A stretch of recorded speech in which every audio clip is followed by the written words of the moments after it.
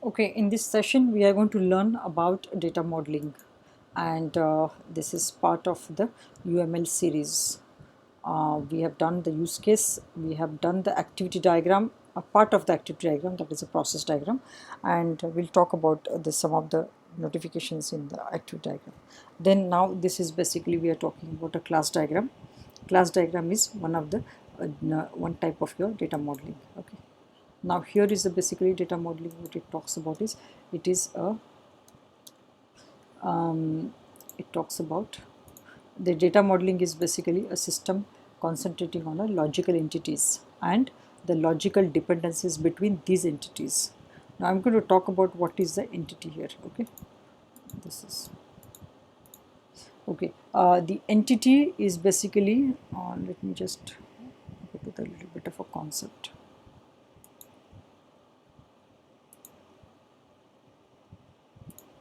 Yeah, here is a concept about entity because we may refer that at later stage. Okay, entity is basically it is requirement modeling in the data perspective. It describes the entity, the concept or the class, and uh, the concept or the class or the entity and the information associated with this. The entity could be a person, entity could be a product, entity could be your object, it could be anything where whose information we want to basically store. Even information of information also could be possible, where you can basically store them together, right? So here in the way we mention the entity in the if you see the example, if it is employee is an entity. So then the attributes of the employee is basically information about employee attributes, right? So how that attributes will describe the particular entity. In if you see the table closely, we have mentioned here the business definition. That's the employee ID, first name, last name, address one, telephone, date of birth, and this is a department. So all these things are basically in the business terms we have mentioned there.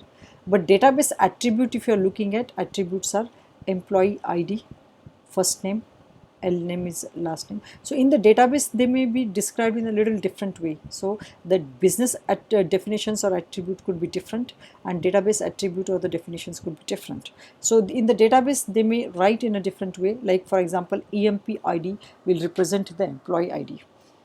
F underscore name may represent the first name. L underscore name could be the last name. So this is basically talking about the database attribute. And the next line we talk about the data format. The format basically we talk about is how we store the information in what format. So for example, if it is EMP ID, it is only 5 characters. Okay, so it is a fixed number. Like a password is password cannot be fixed number, because at least a minimum number you can set it. But the ID could be fixed number. First name could be varchar, is 16. What is a varchar? Variable character. So what does it mean by that? System will allocate 16 space, and you can basically up to 16. For example, the why do you want to use a varchar? The reason is some person may have like Amy is a name only for 3 characters. Like somebody may have a long name, right? Like a South Indian name. So they may have basically long. So that you don't want the system to the fixed character will basically if it will store that kind of information, the space, whether it is utilized or not utilized. Like for example, the first column EMP ID, right?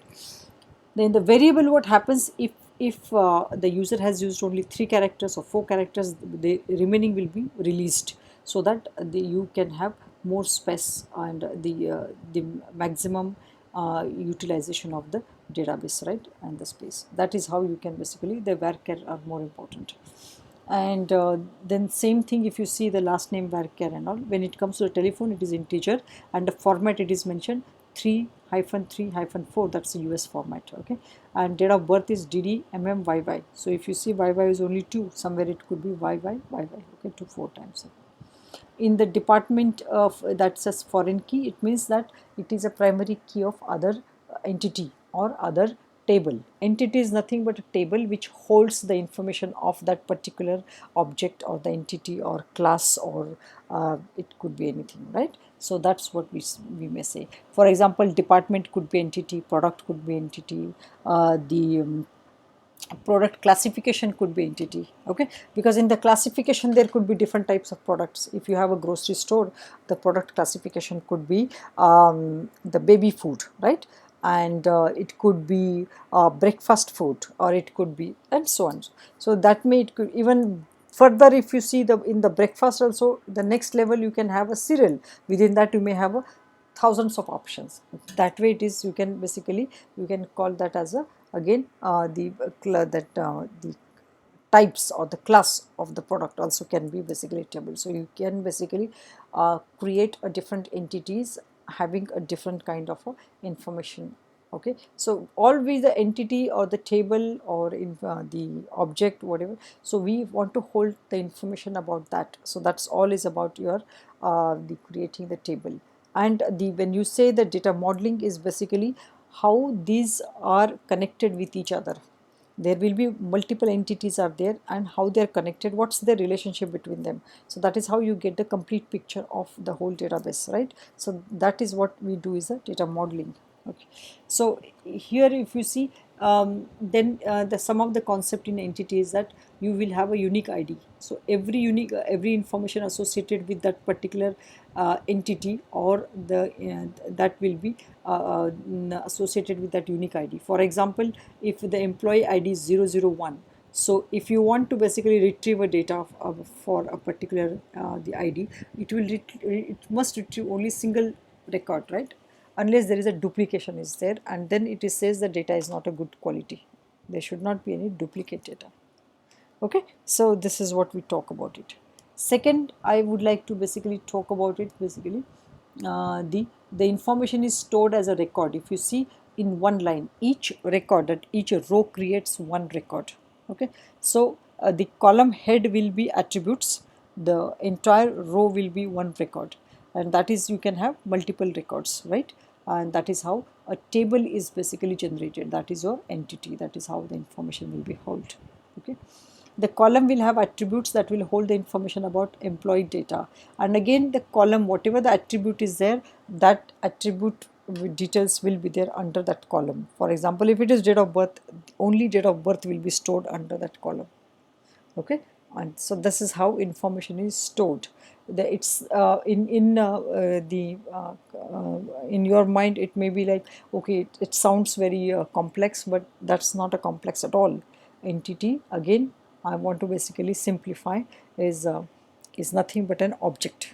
Okay, object, or the class, or it could be anything whose data we want to store in a table. So that table can be known as an entity. So I'm just going back to this one now. So now your concept of the entity is clear. So when we say the data modeling, basically it is a system concentration of the logical entities, all those entities what we have, and their dependency and their relationship with each other, right? That it is. Data modeling is an abstract activity, abstraction of the activity, in that the details of the values of individual data observations are ignored in the favor of structure. So we don't capture the details. For example, we don't capture the record what it is under the entity. We capture the attributes and the entity and attributes. That is what has been captured in the data modeling. That's a high level. So that we are capturing every individual entities, and then we what we call define the relationship among them, right? Now when we are talking about in the favor of we capture the structure, relationship, names, and the format of the data interest. Although list of the valid values is frequently recorded. So this is how we will capture. The data model should not only define the data structure, but also what data actually means, semantics. Okay, so that is what that also it should capture.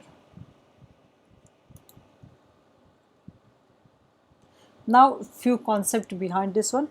The common terms of this activity is a data analysis. Okay, so when we are analyzing the data, this is a part of the data analysis, how we will basically come up with the data modeling, because if you create the while doing the analysis, we know what kind of a data is required and how it should be, and that is the basically basis of building your database for that particular solution. Okay, so if you get the data modeling correct, then you will expect the correct database. If there are any issues, then the database person will basically build the database as you describe in the data modeling.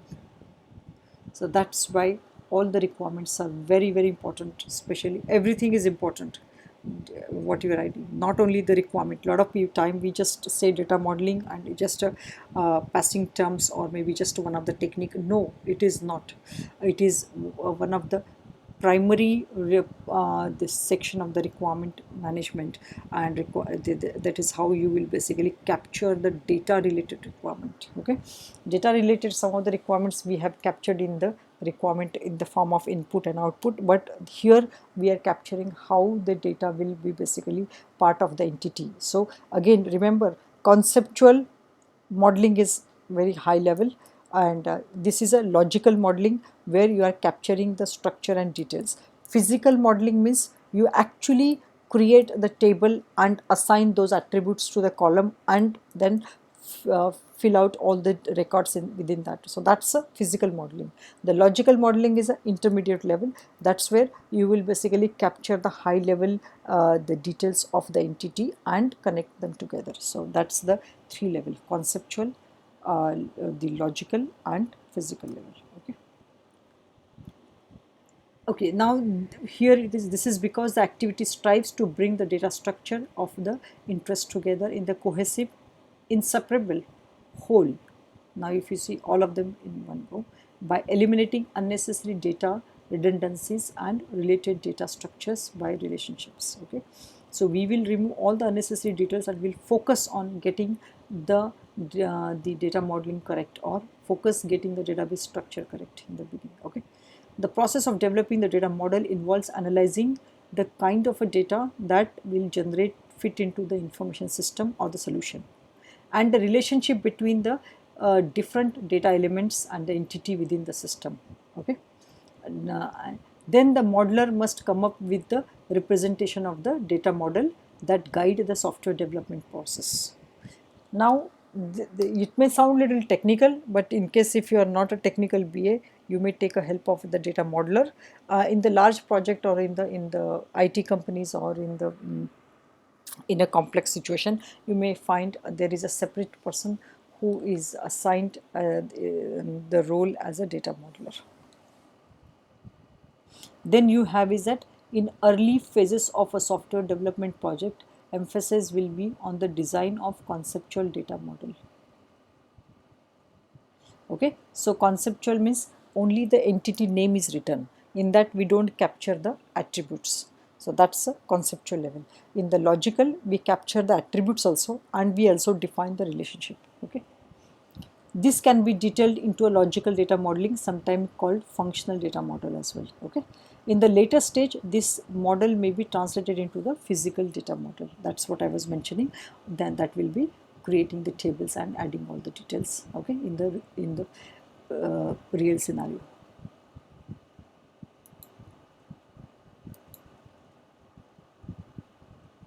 Now there are two types of data models. One is a ER diagram and a class diagram. Let me just little bit define about the ER diagram. Entity relationship model, or the ER, the entity relationship diagram is a data model or the diagram for the high level descriptions of a conceptual data model. So you may have a conceptual data model at the initial stage of the requirement there, but when you go further, like for example, if you are doing a BRD, you can have a conceptual data models, but when you start creating the FRD, at the time you may go to the next level. That's a the model or the logical data model, or you can create a ER diagram or the class diagram. Okay, it provides a graphical notification for the representation of such a data models in the form of ER diagram. Such models are typically used in the first stage of information system design. They are used, for example, to describe information needs and or the type of information that is to be stored in the database during the requirement analysis. Okay. Question?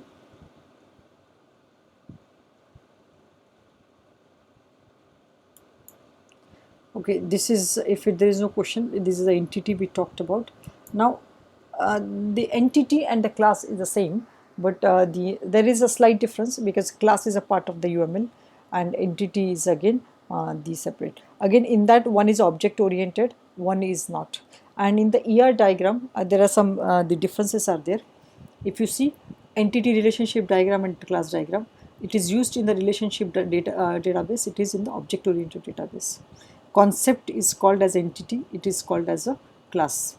Attributes, entity types or the relationship types or attributes. Here it is only called as attributes.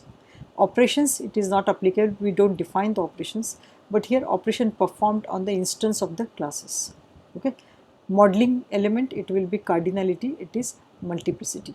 So these are basically the difference between the ER diagram and the class diagram. I'm just last one is a little looks complex, but it's not very complex. Let me go to the next slide and explain you what is a modeling elements are there.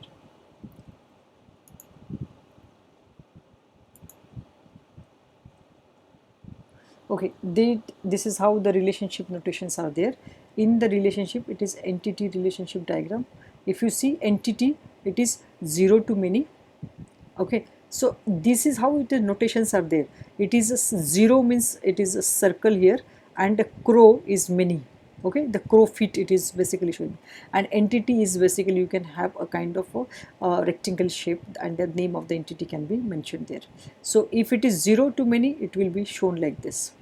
If it is 0 to 1, either 0 or 1 value, then it is 0 and 1 line is a circle. At some places it could be only 1. I'll explain you all those things. That is only entity. Like for example, 0 to many. How it will be? The salesperson is generating a sales. For a bad day, they may not generate any sales. That's a 0, and or they can generate many. There is no limit. Okay, so that's a 0 to many. Okay, and 0 or 1 means it has to the relationship has to be either the 0 or 1. It cannot be more. So it could be on and off, either yes or no, like that kind of a value you can use it as 0 or 1. Only one. When do you use only one? Like for example, the author will have, no, not author, I wouldn't say one. Yeah, the book will have ISBN number. So book will have only one ISBN number. It cannot be more than that. So when you have two entities, one is a book and another is ISBN numbers. So in one entity you are describing the list of the books, other entities you are describing the ISBN number. So it has to be only one relationship. Okay. Then one to many, so it has to be minimum one, and then maximum it could be any number. There is n number, there is no basically specification. For example, if you want to say author, to be called as author, he has to write at least one book. So the author, then in the author entity you will have the list of the author, and in the other entity table, the books, you can list the books. But the relationship with author and the books could be one, means author will have minimum one and many books, right? And the same thing it could be vice versa. The books will have minimum one author or more authors, right? Some of the books will have more authors also, that way. And say the second way, it is basically describing a slightly different way. The class is basically, if you see, we have mentioned here, it is 0 to many, but we actually write 0 and dot dot dot and star. It is a star actually. It is, let me just see if I can increase. Okay. Then it is, if it is a class, if there is a one specific number, it's not necessarily only one. Like if we seen in the entity relationship, you can choose any number, and that has to be x, must be exactly x number. So it could be 1, it could be 0, it could be 10, it could be n number. Okay. And another class, when you say x dot dot y, is a series or the range within that x to y, any number from x to y. Okay. And next entity class diagram you will have is 1 to many. So it is 1 means it is mentioned as if you see the 1 to many in the ER diagram, it looks like a 1 is a vertical line and then many is a crow feet. but here it is 1 is actually mentioned as a 1 and dot dot as the star, that's a n number, infinite. So these are the notations you will have. So we will just basically create one. I'll just show you one example which we have seen yesterday also. If you see here the data modeling, this is a basically class diagram. I am not mentioned this is a class or ER diagram. It is just a basic the data modeling. Here it is a first is the customer entity. Within the customer entity, account number is your unique ID or the primary key, and then these are the attributes within the within this customer entity, right? And all the names, basically account type, name, email ID, and all those things. But if you see the another entity, it is a user master, right? That's your login details. So here it is in the primary key is a user ID. So there will be unique user ID associated with each user, and then other details are mentioned here. And if you see, there just connections are given, we have not defined any relationship. So we will basically create a now actual another class diagram, and we will define all this relationship. Okay, now here in the transaction also it is mentioned the same, beneficiary and charges. But if you see, beneficiary and the charges are basically directly associated with the transaction table. Okay.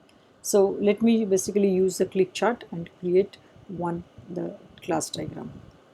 And if you see here, the primary key is always mentioned on the top, and then other all listed.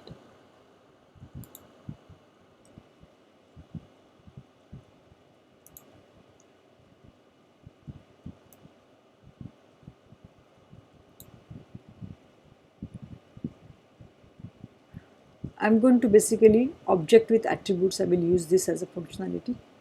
Okay, this, or you can use this as a class diagram. This is better. You can select multiple classes like this. Okay. So how many classes we have? 5, right? So I'll just use this, the create, and I'll define each class first, and then we will connect them. Okay. Let me just start with this one. I may not write as a class. What is the name of the class here? It is customer.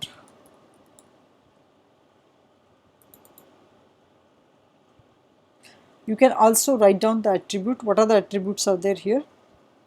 The customer. You can write down here the first name.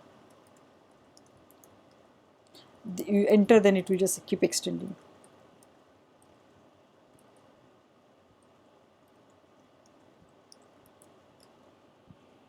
Okay, click chart is not visible. Oh, yeah, sorry about this one.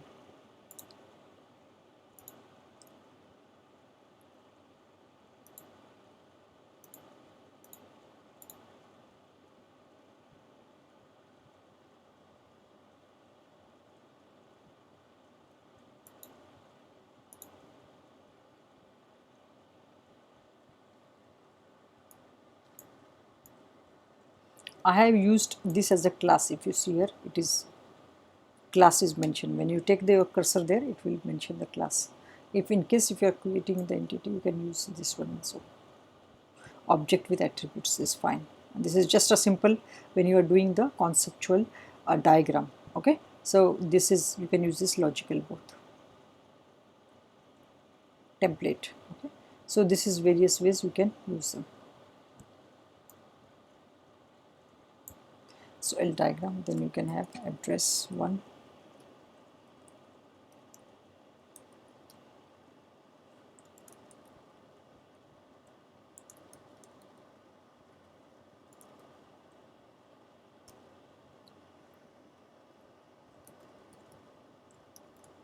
This is your FK.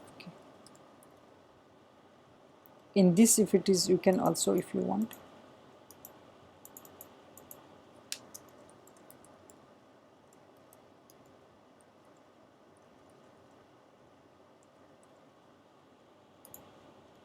that's it.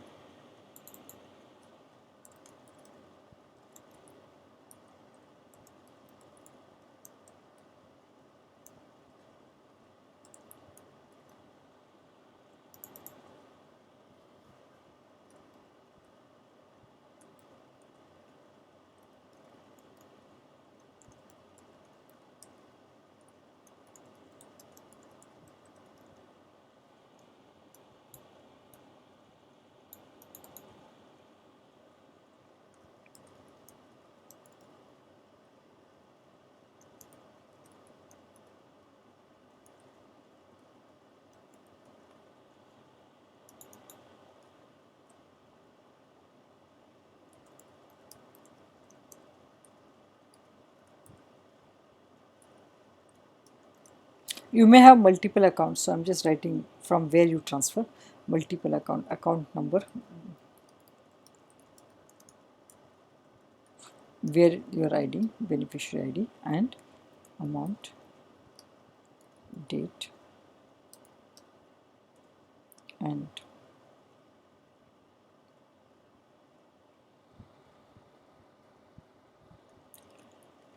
what else you capture here? Transfer. The basically charges.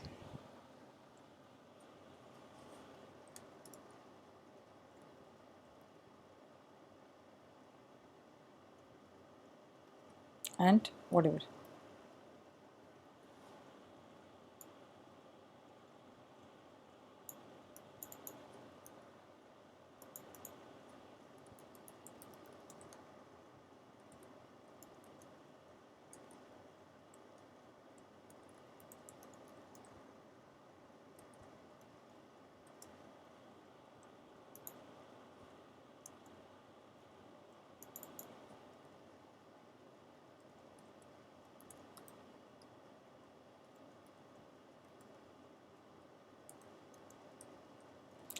Beneficiary account number, beneficiary name, and beneficiary bank ISBN, IFSC code.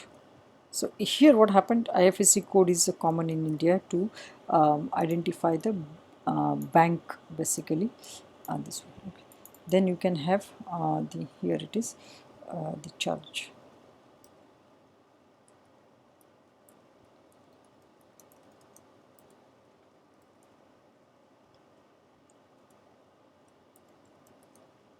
You can have a composite key, that is 2 keys, and then customer ID plus transfer ID.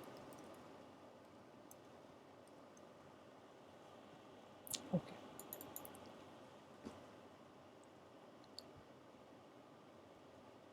Amount, tax, date, whatever. Okay, so this way it is. So you have created so many classes. This I don't need. I'm going to just delete that one. So now let's basically connect. You can add a lot of information actually. So simple, use the tables. Actually, I have very old version, so you may basically have a better version as you have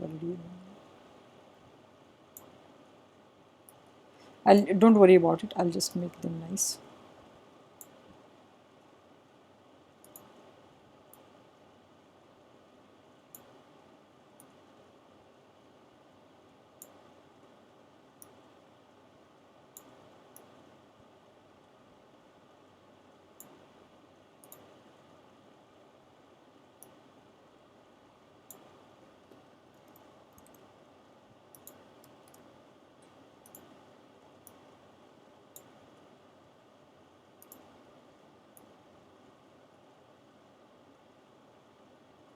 Try to make it look nicer, and remember this looking nice is very important actually, because otherwise it doesn't look too good.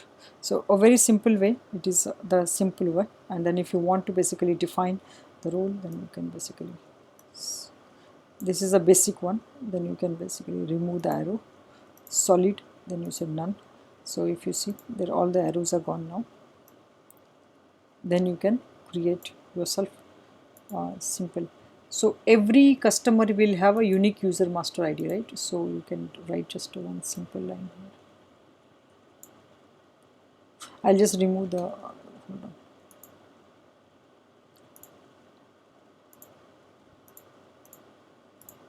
So I'm using it, actually this is very painful process. Just check if anywhere else you'll get it. But this is if you're doing entity relationship. But in case if you don't want to use this entity relationship, you can just simply, I can just simply remove this one, okay, and write here simple 1. But user master will have 1 only. So it is a classic example of 1-to-1. Okay, so let's basically,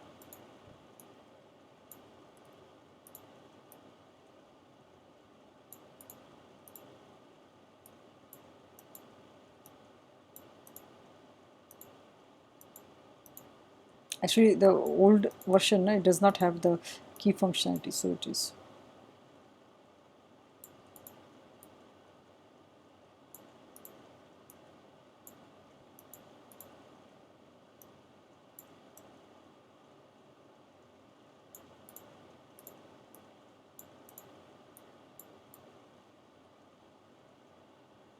Okay, so it is one to one. So the customer will have multiple transaction, right? So you have to write down here. I just going to copy this one and paste here. So I'm just going to try here.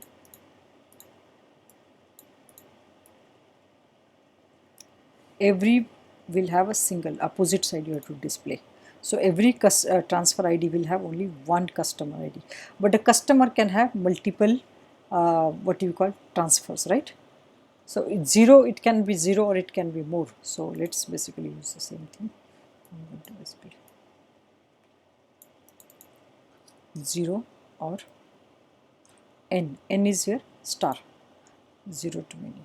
Okay, so in terms of the transfer ID, the transfer and the transfer charges, so every transfer will have a transfer charges and every transfer charges will have one transfer ID only. So again in this also they will be one to one relationship, okay, not to many. So I'm going to basically 1 1. Now in case of the beneficiary, transfer ID will have only one beneficiary, means when you transfer the amount you can transfer at a time only one person, right, using one transfer. You cannot that's the assumption I will have, right? Then you can also use one.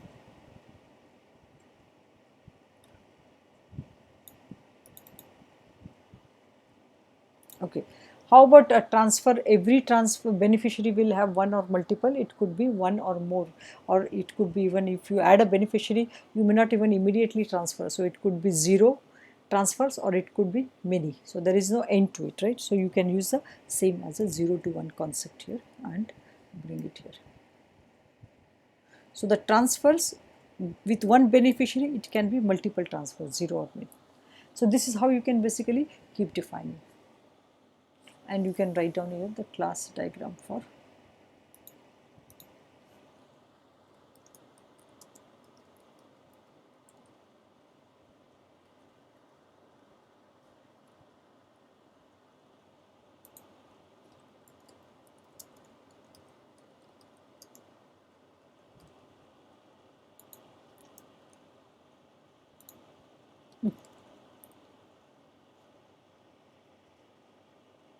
okay.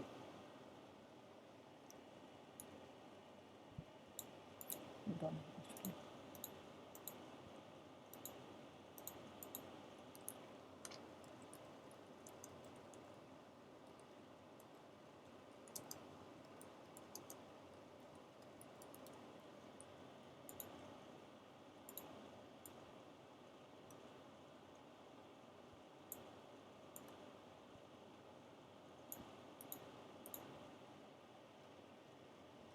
Then you can basically make it look nice.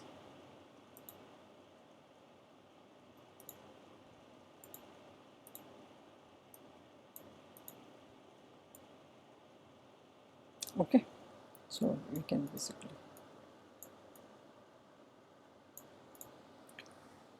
question.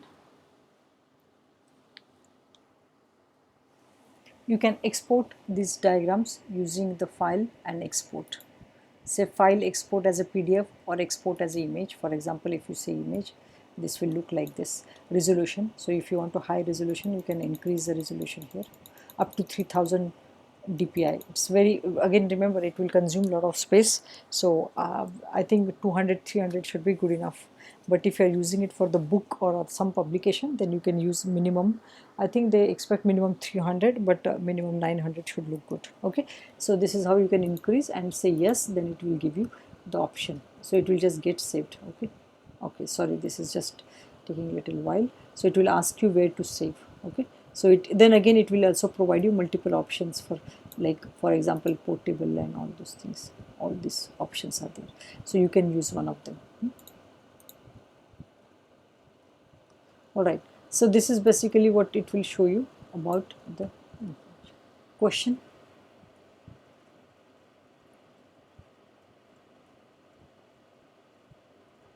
If no question, then we can basically